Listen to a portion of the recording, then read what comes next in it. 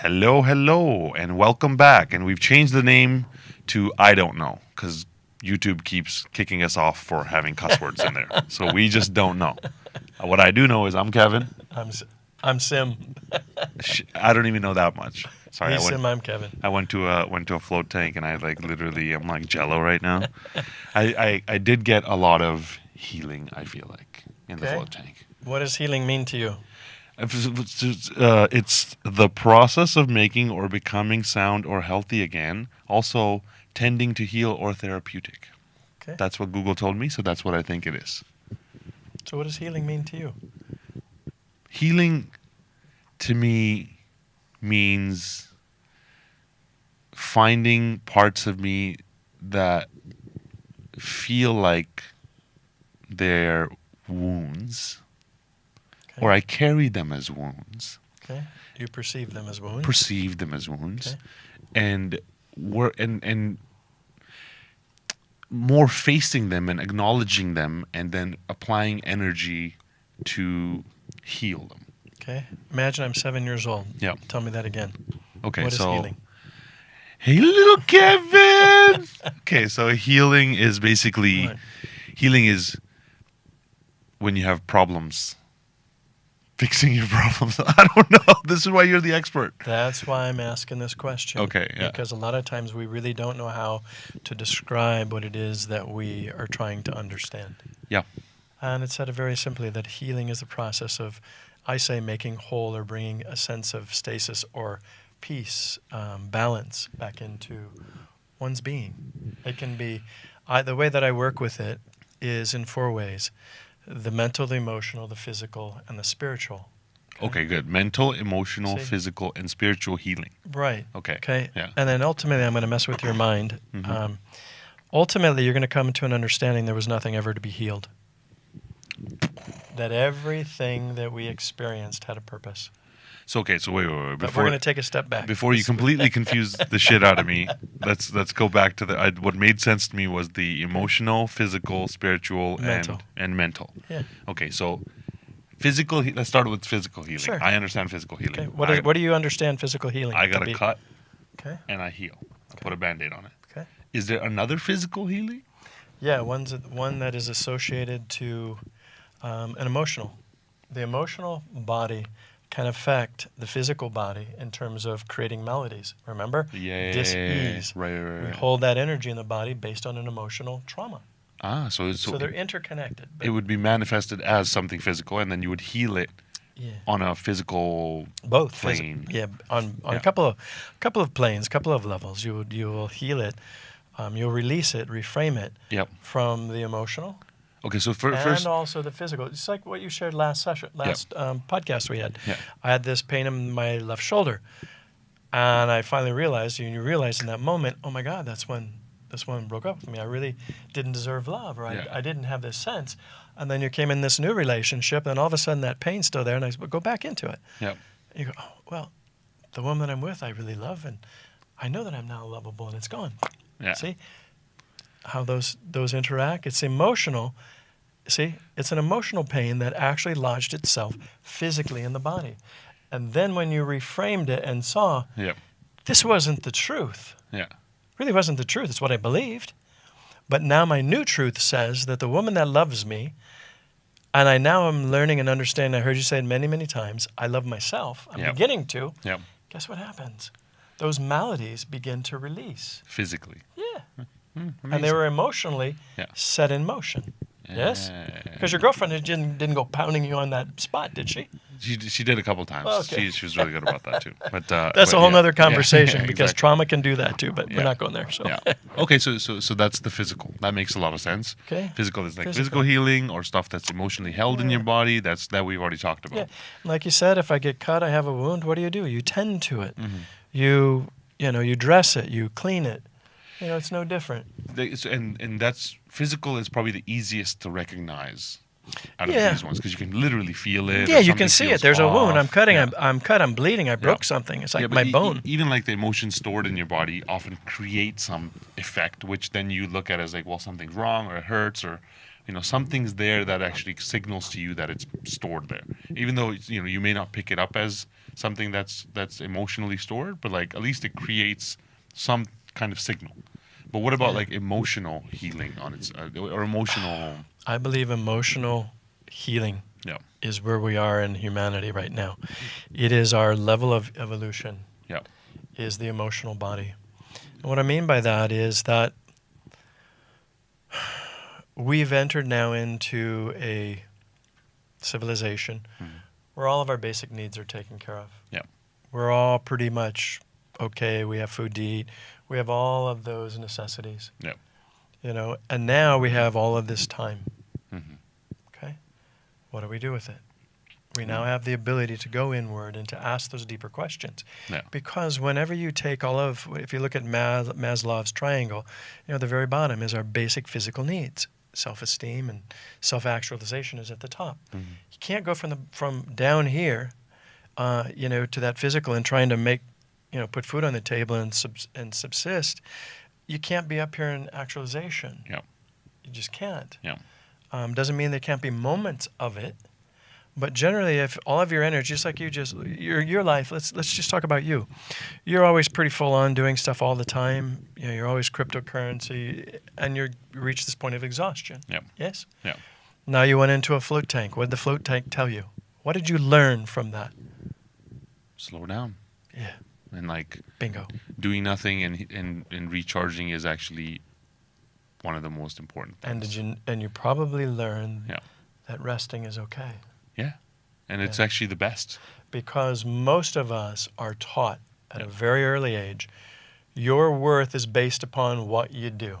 Yeah. And how much of it you do it. Yeah. Yeah. When you look from creator's perspective, that's baloney. Yeah. Yeah. Just being Yeah. is enough. Yeah. Makes sense. But most of us aren't going to just be a plop in a corner of a room. Yeah. What I mean by being is doing from a state of being that you've really connected to yourself, and that you're doing what really gives you great joy. And so how does that tie to emotional healing again? Okay, and to emotional healing, it ties in because, like with your shoulder, once you come to that realization that you understood where it came from, why it was there, and it left. Yeah. Okay? From a perspective of physical healing, I'm just running in circles here. I just had a brain. Where was my train of thought going? I had it in my head. Brain cul-de-sac. Yeah. So like as far as the emotional healing aspect of like physical healing you can find, emotional healing you have to like dig down deeper, I guess. Generally speaking, yeah, because the emotional is usually hidden from us. Yeah. It's again, we talked about the subconscious. It's usually sort of hidden away unless you have a constant chronic pain. Right. And then there's something there. And you almost have to be looking for it or be tuned into your emotions in the first place to actually spot it. Because I know, there's a lot of people who just carry it and never even get in touch with the fact that that's even a thing that you're. Perfect. So when you say emotional body, you literally look at the body as like an emotion, like a separate body that's an emotional body? Absolutely. Yeah. One of the things that I work with, and one of the things I've learned over the years, and some of the teachings that I was taught as well, out of these four bodies, if two or more of them are out of balance, okay, you're a mess. And on some level, okay, it's that muddled thinking. I don't know what my life's about. You're not really present in your body. You're just kind of running in different directions. Yeah. Where when the physical is okay, I exercise, I go for walks, I take care of my body. Okay, it doesn't mean you have to be some, Olympic athlete. Yeah. It just means, do you get out and walk? Do you exercise? Do you take care of it? Yeah. Do you eat right to some degree? Or are you one of those people that eats shitloads of McDonald's, sucks on these big, huge Cokes? Why do you think most of America's reaching that level of, I forget what they call it, the level of obesity, is because of that. Yeah. So the physical aspect through their diet is way off. Yeah. Okay, so that's one aspect. Yeah. So let's couple that with an emotional trauma. One of the things I've learned in the teachers that I've worked with and through my own experiences, there aren't many people that walk this planet that don't have some sense of dysfunction. Right. Yeah. It's inherent with I all of haven't us. met one yet. It's inherent with all of us. Except for me. I'm good. So you pair that together. Okay, Yeah. now you're physically out of balance. Yeah. You're now emotionally out of balance. Which is like pretty much par for the course. Almost yeah. everybody's emotional. So you've got two of them ticked already, and then now you have the mental. Yeah. Because I promise you, if you're physically not fit and you're emotionally a mess, I can promise you, the mental is also right alongside, playing this rabbit hole, going down. Oh God, what am I doing? Or you're just fixating on eating or something that sort of anesthetizes you from that. Yeah. Yeah. So. Okay. So they're all interconnected. So the mental, and mental ones, I guess, pretty. Mental. So here's the thing. Pretty what? Here's the thing. No, there's nobody who can say is what is mentally normal. I think being what we call like mentally broken is like just standard protocol. Abby normal? Yeah, that's basically like Abby normal. It's like it's just how life is. Like everybody has a little bit of mental problems. You know. Especially what Western medicine has defined as such. I think there's a lot of things. Now you're being specific, okay? Yeah, so yeah. Western medicine, yeah. Yeah. So what's the question, or where do we want to go with Western this? medicine has come up with 1,000 different syndromes and problems that you have in your brain in mental aspect. If you are a profit-driven organization Yeah. based on creating drugs to solve maladies, Yeah. and you want to make more money, create more maladies. It's a great way of doing it. It's a great system. If you want to bleed us dry, come up with stuff that just doesn't come exist. on. One of the things I know and understand, and I truly believe to be 100% true, Yeah. there is a plant or there is a medicine Yeah. that is created naturally through nature to solve any dilemma that we have. And I almost No question. I go as far as saying most of it is just food. And the interesting thing is, you know where most of the derivatives of medicines that are made come from? Nature. You bet. Yeah, exactly. They take it, they alter it, they create it, now they patent it, now they own it. Because they can't own nature. Now they're doing it with psychedelics, where they're taking them and then they're modifying them and now they're going to give them to people. Again, we talked about this before. Pharmaceuticals, medicine has provided some good things. Yeah. Okay. Yeah. But my sense is now that it's like a freight train headed for that wall. It's not really there to benefit us. Yeah, of course. As a human race. Yeah. It's there to create a money-making machine that lines those few people's pockets. And it's always about the symptom. It's always about looking at a symptom and then just coming up with a pill to deal with the symptom. Yeah. When if you just go deeper, if you go into these physical, emotional bodies, you could probably find the source of where those things are coming from. And actually, if you deal with the source of the issue, it fixes it. Sure. That's probably why they don't like you, because you're trying. But most people, Yeah. many people on this planet, don't want to do that kind of work. Why is that? Lazy. Is it just lazy, or is it? It's like it hurts. Yeah. It hurts to go in and look at your traumas. Well, that's one aspect. Yeah. Is this sense of laziness, which is probably a smaller part of it. Yeah. We as human beings don't like change. I don't care. Yeah. Do you like change? No. Do you like things to be familiar and you can do things, you understand how it's going to play out? And I don't even like change when they give it to me for whole bills and stuff, let alone. I know, it's like, what do you do with it? Yeah, and half of it's not worth anything. It's a metal that you can't do anything with. That takes more time to carry it. Like, please take it back. So where were we? Mental, physical, and emotional. So people don't like going into these things because it's difficult, but also because many people don't know where to start. Yeah, most people don't enter into the healing process until the pain is too great. They don't know what to do with it. Well, and that's where it's funny. Like the idea of healing, it's become a little cliche these days. Like, I'm a healer. As soon as somebody says I'm a healer, I kind of go like, okay, well, calm down with your healing ways, because you're saying everyone's broken and you're going to go in and heal them and stuff. That's the same thing when you use the word guru, and originated in Hinduism. Yeah. And the word simply means teacher. Yeah. And what's happened is we have sort of transformed the word where we as individuals oftentimes give our power to that individual. Yeah, and then the word gets it carries baggage with it. They're a teacher. And what is a teacher designed to do? Teach. To teach, to create a space where the enthusiasm, either knowledge Yep. or something that they can share with others so that they can take it on, experience it, and to Yep. see if it's their truth. Yeah.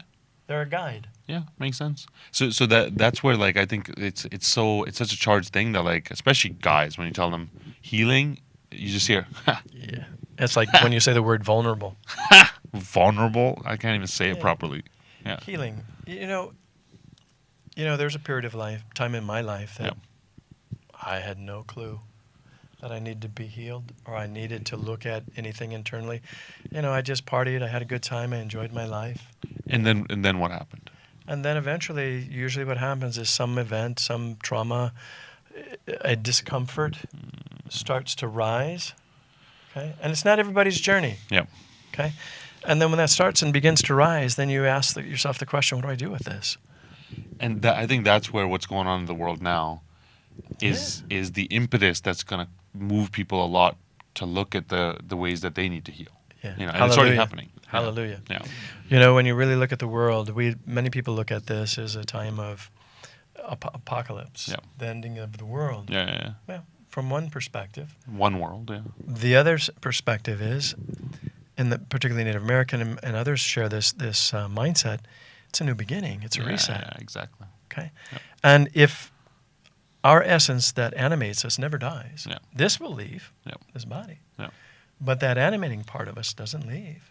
It experiences all of this. So, to me, it's a new beginning.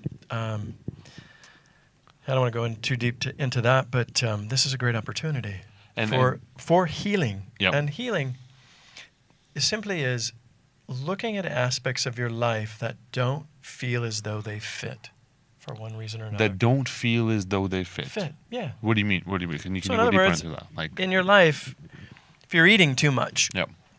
you now have time to really look at it, okay? If you're living a life that doesn't really give you joy and you realize I'm just doing this 9 to 5 because I make a paycheck and I go to the movie and that's it, Yeah. you may look beyond that and go, what else is in here? Mhm. It's like you may want to be of service to others. Yep. Okay? Yep. You may want to go out and help others. Mhm. And this is really giving us a time to sort of reset. And it's a beautiful example here in Bali. Yep. I love it. Yep. Absolutely no tourists, which I really enjoy Yeah. to some respect Yeah. because I can get around a lot easier. But what happened with the people here? Yeah. Everybody in this little town of Ubud, most of them didn't live here, that worked here. And when this all happened, what did they do? They returned back to their villages. They returned back to their homes and their compounds. And I saw all these rice fields and Mother Earth and all these places that were just lying dormant and dead and trash. They're now reclaimed. They're growing. Yeah. They're really bringing life back. So it's no different than we as a human being. It's a beautiful analogy or metaphor, is to bring back those fallow parts of us that we've not done anything with. Yeah. Or it was something we never really wanted to look at. Now is a beautiful opportunity. Okay, I have all of this time. How can I bring more life into my life and into the mere existence? Yeah, and it moves you to actually look at what your life is and which parts hurt and which parts Yeah. don't feel right, like you said. Yeah. And then go through. I really like this idea of having these 4 bodies. Okay, so we went through mental, Emotional, emotional, and physical. and spiritual. Spiritual body. Yeah. Talk to me about the spiritual body. Spiritual body, it's been around forever. Hmm. Religions talk about it. But the spiritual body, when it comes to psychology, wasn't really introduced. I mean, Freud touched on it a little bit. Yeah. But when you really get into Jungian and those after him, and Robert Assagioli, they really coined the phrase spirituality. Yeah. Okay? There's a component of synchronicities and things that if you really observe the world happens really as though that it happens on its own. Mhm. Synchronicity. Yeah. And quantum physics today is teaching us now that, what we think and do in one part of the world, it's actually identical in another part of the world. Yeah, exactly. So basically it's a field of energy. Yeah. Okay? If source, I believe that source is all things and everything and nothing. Mhm. Okay? Mhm. If it has every option and options you couldn't even begin to imagine, Yeah. was just trickling through the universe and through the atmosphere, Yeah. and you get to pick and choose whatever you want to experience. Okay. And that, so the spiritual body also carries traumas. How do we, how does that work? Why do you need to heal the spiritual body? Okay. Spiritual body is, if we look at this, if we have been reincarnated Yeah. lifetime after lifetime, Yep. we bought into religions, we bought into man-made and also spirit-made, which is everything's spirit. We bought into the belief systems. Why wouldn't there be trauma? Most wars Yeah. were started why? Because what, they wanted some land? Religion. Okay. Or, Yeah. even deeper than that, is it's about economics. What do they have that I want? Yeah, exactly. Yeah. And I'm going to take it. Yeah. That's generally what it's all about. Yeah. Every war is based on economics. Yeah. What do they have that I want? Yeah. And how do I get it? See, what's happened is, up until this point in history, we've dropped shitloads of bombs. We've killed billions of people. Yeah. Okay? Yeah. Now what's happening with COVID and all these other things that are happening, it's another world war. But now it's very, very stealth. Yeah. It's through the mind. It's through the media. It's through, coloring your world through your perception. And I forget who it was that said that whoever can control the media Yep. will control the people. Yeah, of course. Because what we constantly get bombarded with, even if it's a lie, we say it enough, Yeah. it becomes a truth. And do you also feel like our spiritual bodies are affected by that kind of shift? Lower vibrations of the spiritual body. Yeah. See, just like, how do I want to rephrase this? Within the spiritual world, there are different realms. There are different vibrations and levels of expansion of consciousness and understanding, even in the spiritual world. Yeah. But my belief is, when you talk about source itself, Yep. it contains all. Right. But again, we live in a world of duality. We live in a world where we need to kind of understand things or put it in some frame of reference, right? Okay. So we live in a world of duality. How do we understand hot if it's not cold? How do we understand good if we don't know what bad is? Right. Okay. So all this plays into, so back to spirituality. Spirituality I view in the same way. What spiritual lesson are we learning? Okay. So basically what I think I shared with you is, I sort of view the soul, that animating part of us, it's sort of on a positive trajectory, for lack of a better understanding. So if we're on that trajectory, sort of a soul's journey, we can't screw this up, by the way. Yeah. And if we have experiences above that trajectory, it's more in alignment with spirit. Right. Okay, Yeah. creation. Yeah. Because spirit, my belief is, when you are truly in spirit, everything is love-based. Right. Yeah. Okay? The other is, if you have experiences below your natural trajectory, Yeah. it's painful. Why? It's spiritual. Yeah. Everything you do, from pooping to brush your teeth, food, loving somebody else, it's all spiritual. I poop real spiritual. That's for sure. Yeah. It's all spiritual. Yeah. It's all part of the coexistence. But we're on that trajectory that we choose. That's the beauty. And choice comes yeah. only through awareness. Okay, we have to be aware that there is a choice. Okay, then we make the choice. And affecting the spiritual body, like, where does that come from? Where does that, like, is it like ancestral stuff that's tied up in that? Is it like my multiple lifetimes that we're looking at for things that happen in spiritual, or it's just like everything all in one? Yeah, Like, I think from a very concrete sort of place to start, yeah. If you talk about karma, you talk about past lives, it's a beautiful example. I work with people. Yeah. And oftentimes I hear, I'm the divine feminine, or I'm Cleopatra, or I'm Mark Anthony, or whatever. It's like, great. Yep. Do I believe they hold and a part of their energy field is that? Yeah. No question in my mind. Right. However, the question I would ask then is, on a spiritual level, you didn't learn something then. Mm-hmm. Why is it coming back again? Because if you learned everything that it encapsulated and wanted you to understand, Yep. you're done. Now, if it comes back and you're, I'm this, that, and the other, and it's coming from the ego, whoop, something's out of alignment. Yeah. So that energy which I said is everything in the cosmos. It's Yep. believed that water, by all indigenous nations, contains life. It contains memory. Look at Dr. Emoto, but that's a whole other subject. But yeah, everything comes down to that. So let's talk modalities now. So as far as physical, what are some good Oh, okay. You're talking about modalities for healing. healing modalities Okay, for each one of these bringing bodies? back into wholeness. Yeah. So Okay. so the first of all, wait, what was that? What was that? Bringing it back Bringing into it back wholeness. into a sense Yeah. of What wholeness. do you define as healing again? We didn't ask you that question. What do I believe healing is? Yeah. I believe healing is taking those aspects of our being, Yeah. mental, emotional, physical, and spiritual, that are not in alignment with my truth. My ultimate truth. Yeah. Not the truth that I learned from my mom, Yeah. my dad, my uncle, siblings, Yep. but the ultimate truth of source.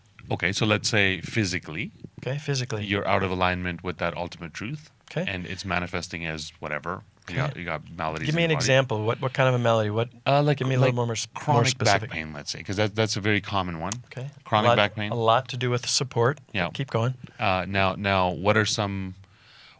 Where would somebody start? What are some things that somebody could do to actually try to deal with that? Okay. So if you have a back problem, Yeah. go to a chiropractor, go to a medical MD, go and seek other avenues. Yeah. Acupuncture. Yeah, acupuncture is a great one. Yeah. Because a lot of these things I didn't know and understand until I did them. Yeah. And then when I did it was like, oh my God. And you look at it, Chinese have been doing acupuncture for thousands of years. Yeah. This is not new stuff. Yeah. They must have been onto something. Yeah. Yeah. It's new to the Western world Yeah. because those who created the Western world, which is relatively new in history, Yeah. do you think they want you to know of natural medicines? That fix things. Ha. But Okay. actually But that- fix things. Yeah. It's like they don't want you Yeah. to want anything to be fixed. Yeah. So let's say you So- have that physical malady. Yeah, so you have a physical malady. Can you exercise? Can you find ways of stretching? Can you, if you believe that it's, we talked about this before. The other thing would be is to sit with it. Yeah. What am I feeling? What feelings are here when I tune into it? Yeah. What's present? Does a memory come up? Does something that happened to me come up just like you did? And you, boom, just in an instant. Oh, I made the connection. Yeah. See how simple it is? Just comes down to it. But it's a beautiful analogy, you going into a float tank Yeah.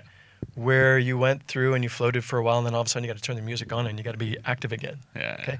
See, that's what happens. Yeah. In the beginning, to hold that sense of stasis or that static, that peacefulness, we're not comfortable. Yeah. It feels in the weird. in the beginning, it's Yeah. just like what I tell people when they start meditating. I teach them, don't get upset with yourself for the first 32 days. Yeah. Just do it as often as you can at the same time or in a sacred place that you view. Yeah.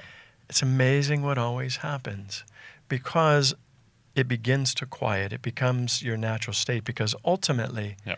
it is our natural state. Yeah. And just We learned all the distractions. Yeah, And it's exactly. okay. And that would actually probably send you deeper into your emotional body, which then brings it back to the physical body and kind of it allows you to tune into things like we're saying Sure. that might be causing the physical side of things. Sure. So emotional Emotional? body. What are some modalities to really focus on discovering your emotional things that are going on, but also working on them? Yeah, I have. Do you need somebody to kind of work with on that? Not necessarily. Yeah. One of the things that I suggest and recommend to people that I work with is simply observe your emotional body. Mm-hmm. Just check in at the end of the day. Okay. Was there an emotion or was there a time during the day? And I ask them to measure it 1 to 10. Yeah. 1 being the least. It's like, yeah, it was an emotion. I felt it. No big deal. Yeah. Or 10. It was a trauma. It's like, I was just enraged or something was really getting me. Yeah. Could be my sister. It could be my uncle. It could be my aunt. Yeah. Could have been an ex-lover, Yeah. But at the end of the day, do this for at least 7 days, preferably 32 days. Yeah. And you just observe that. And then if you can, okay, is first just to be aware, was I really triggered today? Was I really emotional? And if I was, just jot down 1 or 2 words. Mm. What was it about? Mm-hmm. Let it go. Do day 2. Something come up, nothing happened, 0. Great. Day 3. What happens is oftentimes we get triggered around a particular experience or situation. Right. Okay? And Yeah. it's usually emotional. Okay. So just observing the emotions, that would be a good way to... That's number one. You Yeah. observe anything. Yep. It's like quantum physics says. Yeah. It literally changes the dynamic just by your awareness of being Yeah, aware especially of the emotional stuff, because Yeah. once you start seeing it, Yeah. then and I think for a lot of people, you know, when we think like, oh, I don't have any of that stuff. it. Yeah. That's common for everybody. Like, oh no, I'm good, I'm Yeah. good. And then once you start observing it, you're like, oh well, there's a bunch of stuff Awareness there. is key. Yeah. Because when you're aware of it, the emotional body doesn't give a rat's patootie Yeah. about the intellect. Yeah. Emotions are energy in motion. It wants to feel. hmm Okay. Doesn't care about rationale. So let's say I've observed it. Okay. You're aware of it. Yeah, I'm aware of it now. Okay. What do I do with The it? next would be is breath work. If Oh. I'm really triggered, Okay. and the two things that I ask people to do is close your eyes. Yeah. Just for a second, even if you're in a situation with somebody, Mm. just close your eyes. Bring the energy internal. Don't go out here. Mhm. Bring it back in. And when you close your eyes, there's nobody else to look at. Yeah. All you can do is feel. It turns your sort of an inward looking. And take a breath. Follow your breath. I had a client yesterday. She's getting all panicked and whatever. And I said, what do you do? Mhm. Breathe. Okay, what kind of breathing? Okay, Zen breathing. 4 in, hold 2, 8 out. Yep. She did it 4 times. And I said, how do you feel? Yeah. Wow, really peaceful. I said, see, now you took responsibility. Yeah. You were aware of it. Yep. Closed your eyes. Yeah. Took responsibility, and you did something new. Mhm. Because otherwise, it's the definition of insanity. I want to change an outcome, but I'm going to continue doing the same thing. That's just craziness. Won't change. So the breath work and really sitting Yeah, with it breath work. and breathing into it is a Yeah. good way that somebody themselves could even lead into their own emotions, and then whatever Sure. comes out comes out. Sure. Yeah. Another method would be journaling. You know, whenever you're feeling trauma or you're feeling upset, and it doesn't always have to be about upset. Yeah. You can just journal. And, you know, I really felt good today. This was really a beautiful day for whatever reason, da-da-da-da-da. You know, if there's trauma, Yep. why was it? How did I perceive it? How did I look at it? And just do that for 30 days. And go back at the end of each week and just sort of scan what you did Yep. and what happened and what came up. I promise you there's a pattern. Yeah, and then And that's how you can do it on your own. Yeah. Now, if that trauma is so strong and so severe, seek out counseling. Seek out, like I said before in one of our podcasts, Yeah. somebody who's a wisdom figure that you really sense they really understand life. Yeah. They've been through it. Yeah. Go to them, you know, or go to a therapist or go to someone. Could be a healer. Could be many different things. and that's where the idea of healing becomes so important in people's lives. Where Yeah. like, you know, having somebody Yeah. who can at least show you what's Yeah. going on, and that, you know, I know it's been turned taboo, the word, but like What has? healer. Okay. You know, but Yeah. like, but the idea of having somebody who at least understands, or at least Sure. is able to guide you in some way to see it within yourself. That's your key Yeah. word. What did you say? It started with a G. Guide. Bingo. Yeah, That's the true teacher. That's the guru. It's a guide. it's a guru. It starts with a G. You know. Yeah. Yeah. They understand, usually through their own experiences in life. Mhm. Okay. And they can see it, sense it, and guide you back into yourself, back into your source. Yeah. Because that's where the answer is held anyway. Yeah. Makes You know? sense. Because oftentimes, if I were to give someone an answer before they're ready, and I know what the answer is a lot of times, Yeah. it's just they're on the off ramp, goes over their head. Yeah. I won't even hear it. Yeah, and you know, so it's really about guiding them into. This is the work that I do: is I guide them into themselves to come to the realization. Mm-hmm. I may prompt them or ask them to look at this or to repeat something, and all of a sudden they go, "Oh my God!" Yeah. It was staring them right in the face. Yeah. Great. Amazing. We won't see it Yeah. until we're ready. Yeah. Of course. And that requires the work, and that work is Yeah. the change, and that change is what Work most people can be are a scared good. of. It's a 4-letter word. It can be a good thing, bad thing. Yeah. Well, But- it's change. Yeah, no, I it takes understand. effort too, and you're like, oh, work. In the beginning, we usually already view work it so as much. work. It's hard. It's painful. Yeah, You know, yeah. it's ball and chain. Yeah. But once you start this process, you come to the understanding more of a perspective of inquisitiveness. Mhm. Wow, why am I doing this? What's Yeah. going on? Yeah. You know, and the other thing is too, I would like to share is that when we really don't know how or even where to start, Yeah. whatever you believe in, if it's God, it's Allah, Muhammad, I don't care what it is. Yeah. It's the trash guy down the street that you love. Doesn't matter. Yeah. Ask for help. Just put it out there.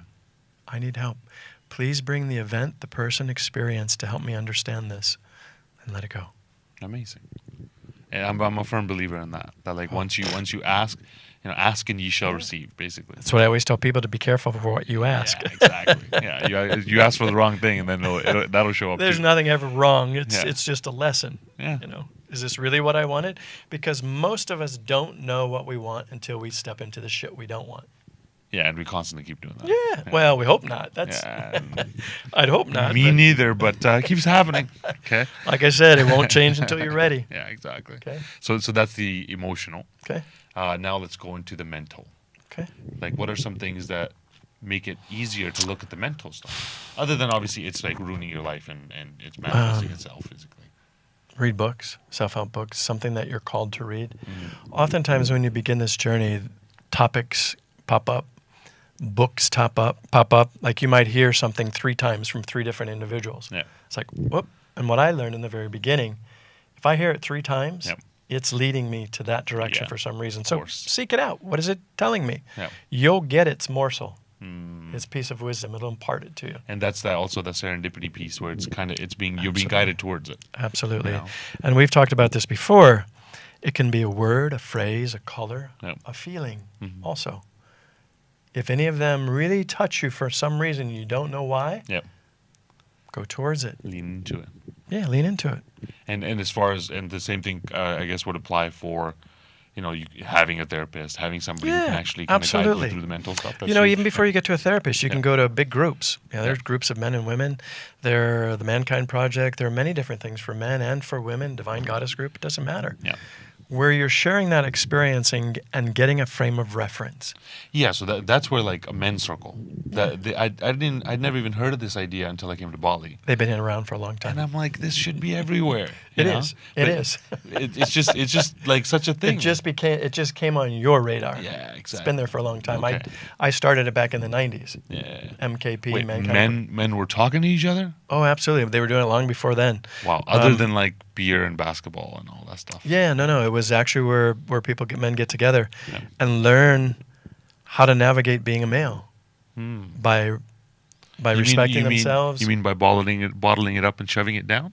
No. Okay. By really allowing that avenue to release the steaming pot. Yeah. And not only does it have to be that, it's simply when you have a shared experience and you have other wisdom figures who have stepped in those piles of dung, Yep. do you need to do it? Yeah, you can You have learn. these. That's why we have wisdom figures. Yeah. That's where a lot of this is really lost in culture. Mm. When you talk about a lot of the indigenous cultures, they always have that figurehead, that wisdom or counsel or medicine person where you can actually go to. And we still have it in our societies, whether it's through structured religions, you had priests, you had rabbis, you have all of these Yeah. individuals. But where it splinters for me is when someone tells me that the only way that I can reach source is through him, her, or this structure. Yeah, it's a gatekeeper. Yeah. Doesn't mean I can't use them and facilitate with them. Mm. Okay? Yeah. But ultimately, every enlightened avatar that's walked this planet, Yep. the church, the synagogue is within me. Mhm. It's not out there.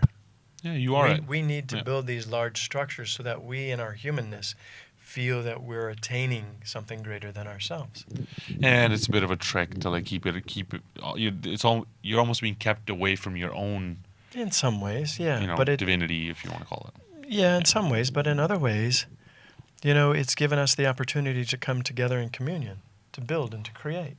Yeah. Okay? Yep. It's really what is the intention, behind it. What is your intention individually? Yeah, okay? yeah, What's your yeah. intention for what you're doing? Yeah. Okay, so, men's groups, you can go to therapy. Again, there's lots of stuff going on. I mean, yoga, meditation, acupuncture, all of these things. All that stuff affects the mental body. All the anyway. bodies, Yeah. physical, mental, emotional, Yeah. and spiritual. Yeah, because they're all one. They're tied together anyway. Yeah, they're all interlocked. Yeah, yeah. They're all interlocked. Yeah. And that's the beauty. Again, listen. What are you being drawn towards? Mhm. What kind of interests you? And And then move towards it. And that's where the intuition piece comes in, because intuitively you almost have to like trust it, and you have to go towards it. It's easy to miss all these signs. How many people trust, really, really trust? How many people? I don't. Yeah, most people don't know what that really means. Yeah. To really trust. To know that there is a source that is animating all of this, that I will step into whatever it is I need to step into, and I will co-create with that source. So you mean like stepping into the unknown? Yeah. Yeah. But that's so terrifying. Sure it is. When you first do it the first few times, it's terrifying. It's primal. Yeah. You know, when I first it happened to me, it's just like, oh my God. And I had a double whammy because when I began this process of surrender, I spent most of my life visiting my mother in a psychiatric ward. Oh, wow. So I knew, and I had a sister who went off the deep end. And when it started happening to me, I realized, oh my God, I'm next. So it wasn't just primal. It was terrifying for me. But I listened to those figures around me that said, surrender to it. If it's your journey to go nuts, you're going to go nuts. But what I realized... Wow, surrender to going nuts. No. I didn't say surrender to going nuts. I said surrender to what is happening. Okay. I interpreted it as going nuts. Yeah. But what I realized after the first time it happened to me, and I shared that with you, where I had gotten acupuncture, she said, you're going to feel things. Yep. And the next thing I realized, it's Christmas. I'm lying on my living room floor, managing $1 billion worth of corporate clients. Yeah. I'm curled in a fetal position, sobbing like a child, and I had no idea what was happening. That was my form of surrender. Unfortunately, from some perspective, most of what's come to me in my life was very painful. I really just crashed into a wall, where now it's like, give it to me with ease and grace. Let me ease into it. Let me see it. You know, I don't want to fall down and, you know, have another horse fall on me and kill me again. Yeah, exactly. But, 6 years ago, I still needed it. Oh, yeah. okay. Sometimes you got to have a horse fall on you. That's just how it is. That's what everything that's happening in the world, this health crisis is. It's one big horse that fell on us, and it's causing us all to wake up. You have the opportunity. Oh, there's a beautiful thing on America's Got Talent. Her name was Nightbird, and everybody's talking about it. And the moment I saw her sing, I knew she was an angel sent to humanity to help us to see beyond where we are. Amazing. And they asked her, why? So are you. But but they asked her, why Nightbird? Yeah, she didn't really go into it. And then she sang this song about her life, and she explained, I'm having challenges in my life. I have 2% to live. They said, well, what do you mean? I have cancer in my back. I have it in my lungs. I have this. And they tell me I have 2% to live. Yeah. But she exuded love. And she was doing what she wanted to do. And you know what she said? Yeah. I'm trying to paraphrase it. But she said, oh, God, how was it? You don't have to... Oh, I know it as well as man. Basically that the pain will never go away. When will you make the decision to be happy? Okay? In other words, we're always going to experience some form of pain in our humanness. Suffering's optional. Okay. And she said, which was profound, when do you decide to be happy? Despite all of this, and to see its beauty. Okay, so then it is okay to be in pain. Yes and no. And there was a doctor, I forget his name, it was really big at the beginning of COVID. He was talking and sharing about how we're out of balance as a world and in our bodies and so forth. And he said, I did a lot of home care for people who were dying. And he says, one of the things that he realized, most of the people who died enter into such a state of love and acceptance. Yep. It was profound. And they were in some of the most profound suffering. But at the very end, they realized it was all a gift. And I believe that there are some souls that come into this physical body to experience disease, to experience trauma. Well, they just signed up for that? Why not? Why not? Because that sucks. If you've lived, from my perspective. If you've lived lifetimes, yeah. You're going to live the same lifetime out every lifetime? That would suck. I guess that would suck. I would like to be the mother, the father, the son, the daughter, the raper, the rapist, the murderer, the murder. I want to know the human experience in its essence. Yes? Yeah. Or do you think we all just come in once and, this is it? I'm sitting here in a podcast. This is my life. Yeah. I'll just do it again and again and just repeat the same thing over and over. What was that? Jean-Paul Sartre, No Exit. Beautiful. Existentialism. Wait, what do you mean? What do you mean? He's an author, a French author that basically said no exit, one of the books that he made very famous. Existentialism basically says, does any of this mean anything, really? Yeah. I mean, that's just very simplistic. But, So we assign it its meaning. Exactly. So we can choose to be happy even though it's in a state of pain. Yeah. It's like when my horse fell on me. I was in a state of trauma, Yeah. severe whiplash, brain trauma, broken right side, Yeah. and I couldn't get rid of the pain. Medication wouldn't get rid of it, and Yeah. it was on a scale of 1 to 10. It was a 15, Yeah. and it was so excruciatingly painful. Pain. I realized one of the things I know: if I can't get rid of it, I enter into it. What do you want from me? Yeah. Lean in. Yeah, I can't get rid of you. So you I can't fight. I don't want to fight you anymore because it just causes more pain. Yeah. Why are you here? Yeah. What am I to see that I'm not listening? And you know what I heard? Yeah. Go to Bali. It's your next thing. It's like, Pain talks.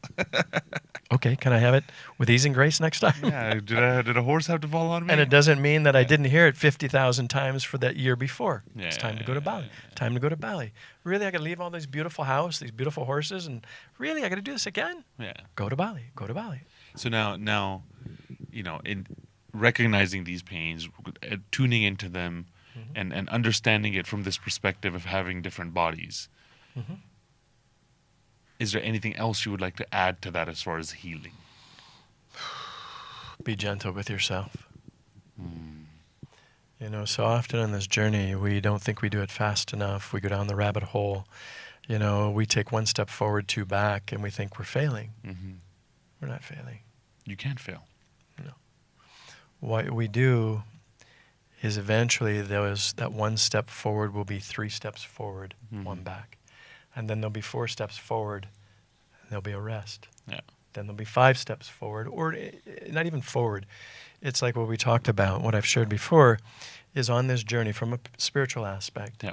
we'll get a revelation and understanding of truth. Yeah. Okay, this is that trajectory to this sense of expansiveness. I view it as sort of the rise on a step. Yeah. Okay?